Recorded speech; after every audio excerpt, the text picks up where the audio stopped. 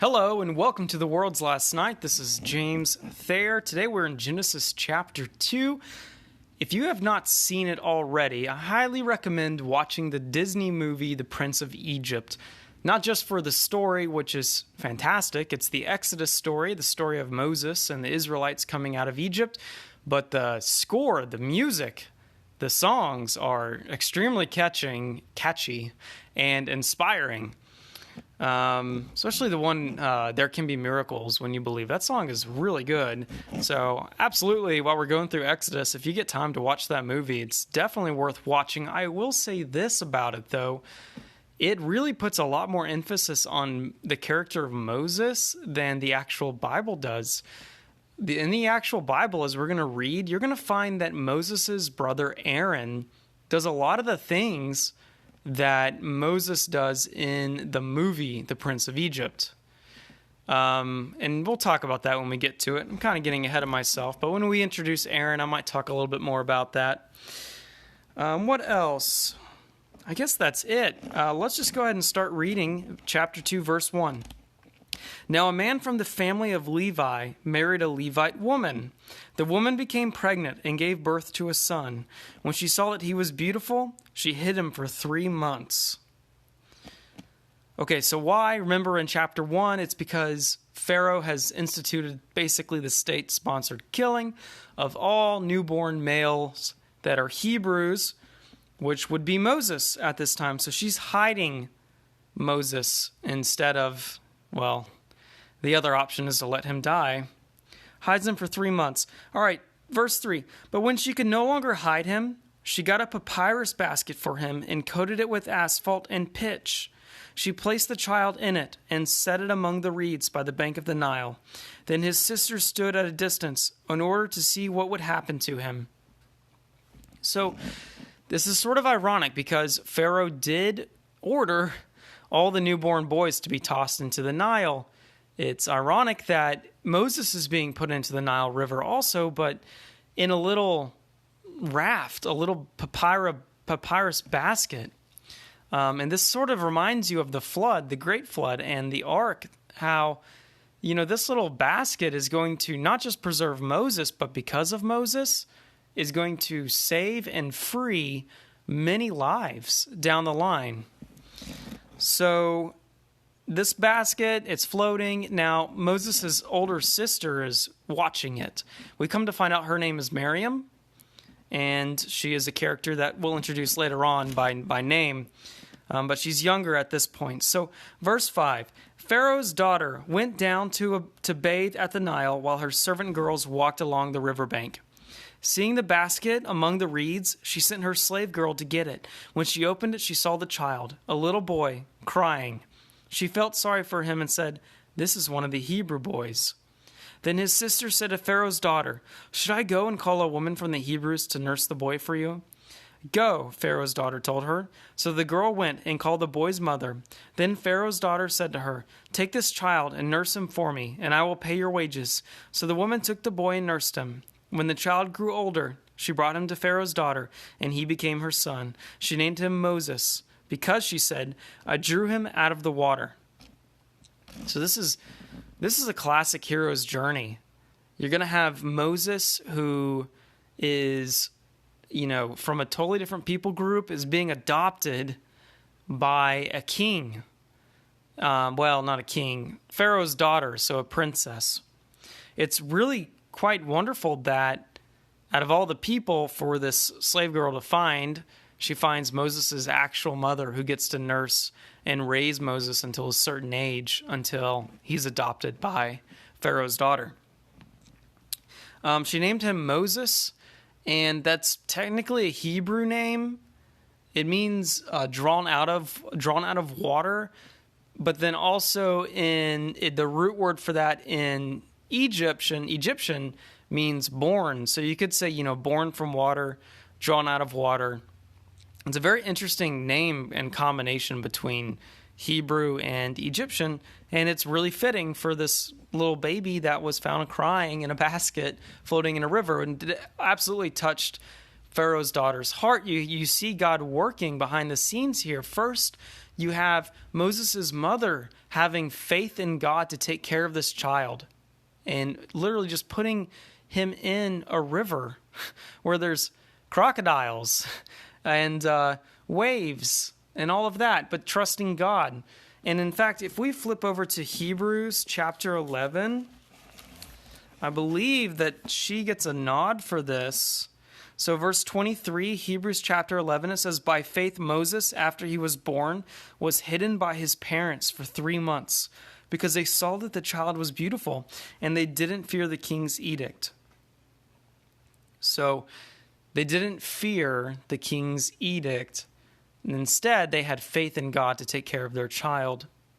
So you have faith there, and then you have basically God divinely delivering this child at the right time, safely in front of Pharaoh's daughter. And not only that, but her heart is softened towards this baby that's crying. That's a Hebrew who should be punished and killed. And yet she takes him in. All right, so verse 11. Years later, after Moses had grown up, he went out to his own people and observed their forced labor. He saw an Egyptian beating a Hebrew, one of his people. Okay, we're skipping over a lot of Moses' life. You have to imagine Moses growing up as a son of a princess. You know, he most likely would go through the streets in chariots. He most likely, anytime he went on the Nile, he had a entourage of people with him to serve. He is being groomed, most likely, to overwatch the Hebrew people. There's several aspects of his life. It's very interesting how the Disney movie really does delve into how he may have grown up. It's obviously more comical and dramatic, and there's some creative licensing in there, but you do have to imagine he's grown up in royalty, and yet his people that he comes from are growing up in slavery. And so he's observing their forced labor, and something about it, strikes him for the first time. It says, he saw an Egyptian beating a Hebrew, one of his people. Looking all around and seeing no one, he struck the Egyptian dead and hid him in the sand. Sorry, I'm yawning. Okay. It's late at night, so sorry. So he looks around, which means he knows that what he's about to do is evil, right? And then he strikes this Egyptian dead. Now, there's an argument to be made that he was defending another, but I think it would be interesting to know whether or not he thought that other person's life was in danger, whether or not you could call this, defensive, or you call it murder. Now, either way, it's probably not the best action. Who knows? It could have been an accident. He maybe didn't mean to kill the Egyptian, but he was looking around, so he knew that his action was going to be bad. Either way, I think the deal is, even Moses, who's a great figure in the Old Testament, who God empowers, as we'll find out, still has sin in his life. And if it's murder, it's grievous sin. Okay, and he hid the body too. I mean, that's just, yeah. The next day he went out and saw 2 Hebrews fighting. He asked the one in the wrong, "Why are you attacking your neighbor?" "Who made you a leader and judge over us?" the man replied. "Are you planning to kill me as you killed the Egyptian?" So he had been seen, apparently, and word had got around. And it's interesting, he says, "Who made you leader and judge over us?" Because that's exactly what God's going to do. He's going to, sort of foreshadowing, he's going to make Moses both a leader and a judge for the Israelite people. Other verses say a prince and a judge. And a prince is just a leader. The Prince by Machiavelli is a book about kings and leaders. It doesn't necessarily mean like son of a king. It literally just means a leader. It's sort of interesting how, like, in the modern day language, we have like state and country. But if you go back to when Machiavelli was writing, he used the word state. And by state, he actually meant a whole nation. Okay. But, the United States, it's a little bit different, even though they're supposed to be sovereign. Off topic. All right. Then Moses became afraid and thought, "What I did is certainly known." When Pharaoh heard about this, he tried to kill Moses. But Moses fled from Pharaoh and went to live in the land of Midian and sat down by a well. All right, so Midian would be south. It would be sort of like Saudi Arabia, I believe. And as opposed to north, to the land of Canaan, but also where the Hittites are, where if Moses was caught, would probably be sent back to Egypt. So he goes to Midian. All right. Now the priest of Midian had 7 daughters. All right, so this priest, guys, most likely, because this Midian is actually named in a genealogy elsewhere, it's most likely descendants of Abraham. This is most likely a priest of the one true God, not a pagan priest. All right. Now the priest of Midian had 7 daughters. They came to draw water and filled the troughs to water their father's flock. So these are not, they're not, what's the word I'm looking for? I can't even think of it. But, they're not sissies. These are women that work in manual labor for their father's flock. All right. Then some shepherds arrived and drove them away. But Moses came to their rescue and watered their flock. When they returned to their father Reuel, he asked, "Why have you come back so quickly today?" So it's cool that Moses gets to step in and help these ladies and curry some favor with them. And and then we're going to see he curries favor with their father. But, oh man, there's something else I wanted to say. Brain's not working too well late at night. It's this. Moses is being a servant. He most likely grew up in an environment where he was always used to being served, and he most likely learned a lot in Egypt. He was probably highly educated. The Egyptians were at the top of the pecking order with education at this time as far as astronomy and the sciences. But he doesn't get the sort of spiritual education in Egypt where they serve false gods. And so he's about to enter into Midian here where there's a priest to the true God. And he's going to learn through his experiences here, which I think lasts about 40 years, a good work ethic, a strong work ethic, how to be a servant, and how to worship the one true God. And so this is sort of a learning ground for him, which I want to talk a little bit more about in a minute. Well, let's keep reading. All right. So Reuel asks, "Why have you come back so quickly today?" They answered, "An Egyptian rescued us from the shepherds. He even drew water for us and watered the flock." "So where is he?" he asked his daughters. "Why then did you leave the man behind? Invite him to eat dinner." Look at that hospitality. What a good guy. Moses agreed to stay with the man, and he gave his daughter Zipporah to Moses in marriage. She gave birth to a son, whom he named Gershom, for he said, "I have become a stranger in a foreign land." It's really interesting how you can several years pass within one paragraph of reading in the Bible. So he stays with the priest of Midian, and I guess eventually falls in love with Zipporah, marries her. They have a child. They name him Gershom, which means actually I don't know what Gershom means, but something along the lines of stranger probably, or foreigner.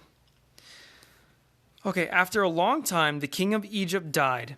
The Israelites groaned because of their difficult labor, and they cried out, and their cry for help ascended to God because of the difficult labor. So God heard their groaning, and he remembered his covenant with Abraham, Isaac, and Jacob. God saw the Israelites, and he took notice. All right, so one thing I'd like to point out about Moses' time here spent in Midian, which is not over yet. Chapter 3, we get the burning bush, which you've probably heard of, that really cool story. This is the end of chapter 2, but there's often times in our lives where we get quite content. And I'm sure Moses has, at this point, several years living sort of in exile, has married a woman, has a great father-in-law, has lots of good sister-in-laws, probably good brother-in-laws. He's working hard, and even has started a family with a child. And so he's most likely grown pretty content. And previously he saw that his people the Hebrews were in, I guess, abject desolation. They were under a heavy hand, and he probably wanted to do something about it. I mean, he actually physically killed someone to try to protect one of the Hebrew, and then additionally, he tried to mediate between two quarreling Hebrews. So, what I'm trying to say is, at that point in his life, he probably thought that he would be able to do something, given his position in Egypt, to help the Hebrews. And yet he ended up having to flee. And he fled, and that vision probably began to dwindle, and he spent time in Midian and became very content. I think there's times in our lives where we get in that same scenario. And I can give you a little personal testimony where, I was running my production company. I had several employees at one point, and that sort of dwindled down to one. And eventually that one I had to let go. And I started taking new kinds of jobs in television. I worked on Property Brothers, and I decided I don't really want to go back to running a production company again. I want to do something a little easier. And so I took a full-time job at a network for about 1.5 years. And I became very content, and it was very nice. It's like, you literally only have to work 40 hours a week to make a living, and a decent one at that. That's pretty nice. Oh, these are weekends? What's a weekend? And so I actually got to spend weekends with my family instead of working for yourself, where you're working all the time, right? I got very content, and I finally came to a place where I told my friend Brian, because a show I had worked on a year and a half before was being looked at being picked up by a company and then eventually pushed to Netflix. And I told Brian, hey, I'm actually getting kind of excited about this, and I really want you to pray for me because I've gotten extremely content. My ambition has basically completely waned. I've just really enjoyed fishing and family stuff, but I know that God has built me for something in addition to this, something in my career I'm supposed to do. I just don't know what it is.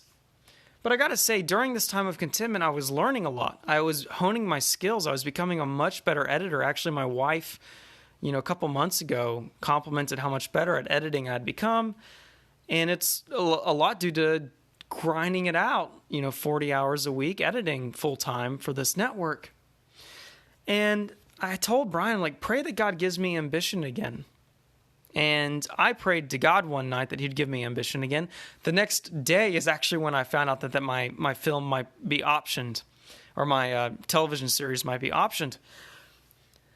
And God gave me this ambition again. And so here we are, fast forward, I'm running my production company again, and I'm actually trying to launch my own network, which is kind of nuts, but I learned a lot from the one I worked at for 1.5 years, and that's just my personality. I can really take what I've learned and push it into something new. I feel like Moses, during this time, is being trained. It's not, his vision hasn't died, it's just sort of gone to sleep.